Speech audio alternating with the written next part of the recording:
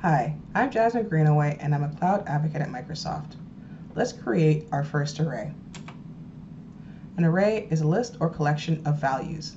And one of the benefits of an array is that you can save many different values of different data types.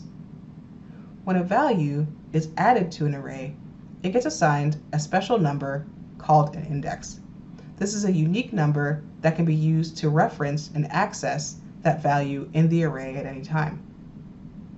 Arrays also come with a special property to get the length of the array at any point.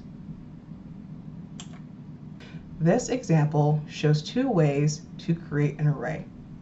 The first example creates one with a set of square brackets, while the second example uses the array object. The only difference here is that you have to set the length of the array if you want to create it with the array object. This example creates two arrays and gets its length.